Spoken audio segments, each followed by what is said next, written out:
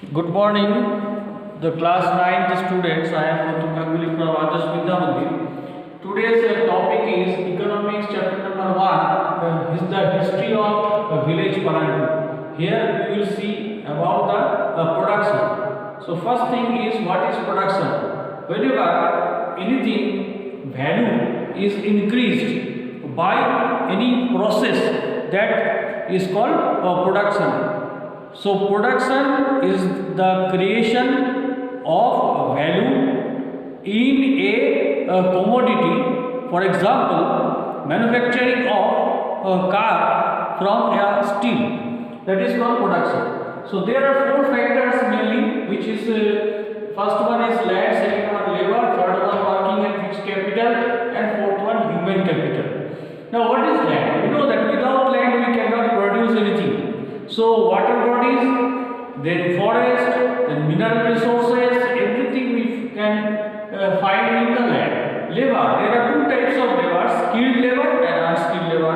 Skilled labor means what? Those people who are having any training, that they are called skilled labor. Those who have no training, they are working, but according to the experience, or they are giving their health or the body work, or we can say they are using their labor. Next one, manual labor. Next one is the working capital and fixed capital. You can see in any industry or any production job, there are some things which are fixed.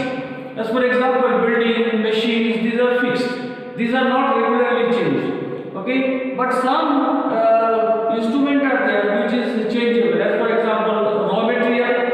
As for example, money in hand, that is changeable. That's why they are called working capital. And building, tools, machines, which is not immediately changeable, that is called what? That is called fixed capital. Next one, all the things, that means land, labor, working capital, fixed capital, that is combined by the human capital. That means human is the resource. So who combine these all the factors of production.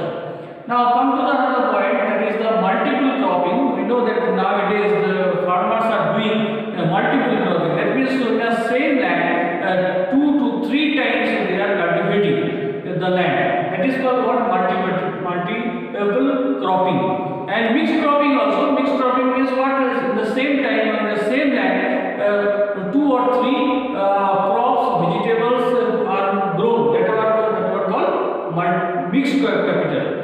Now come to that kharif crop. Kharif crop is those crops which are mainly cultivated in the rainy season, and rabi crop is mainly grown in the winter season. Just now we know that the rabi crop season is going on.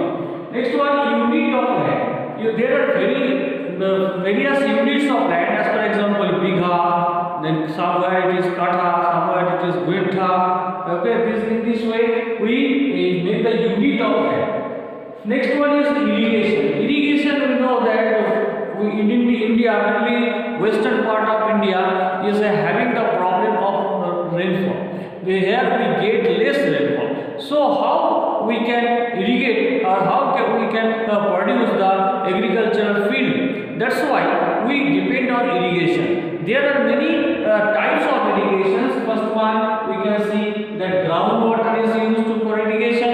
Second, canal irrigation, pond irrigation, then inundation, channel irrigation. In this way we do irrigation. Irrigation means what? The use of water in the crop or in the field. So the irrigation is also another source by which we can produce our farming or our production. So irrigation is now very much important in this Palanpur village, and after the irrigation system applied, the people now producing many more crops. Next one, electricity. Earlier we know that in villages are facing the problem of electricity, and nowadays we know that because of government policies, now electricity is available in every villages, and the government is trying to provide 24 hours electricity. And same thing is happening with the Palanpur. When the electricity is given to, or supply is given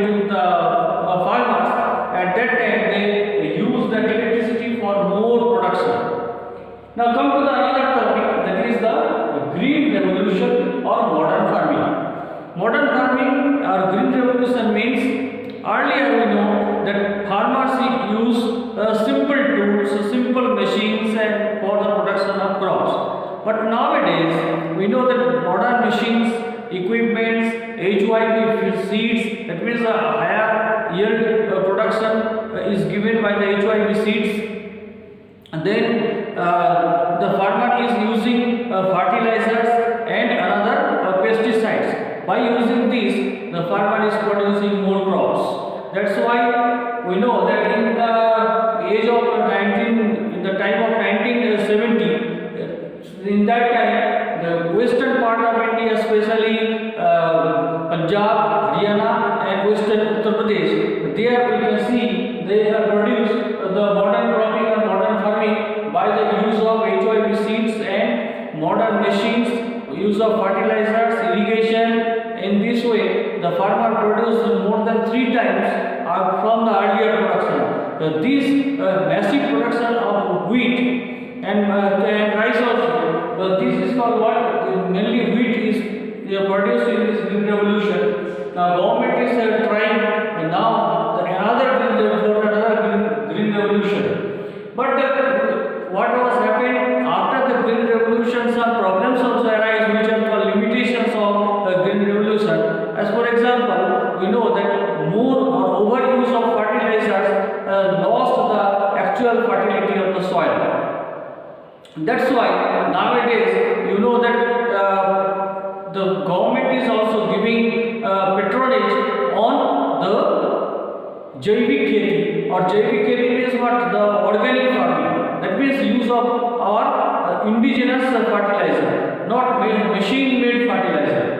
Next one is because of overuse of water, especially groundwater, the level of groundwater has been decreased.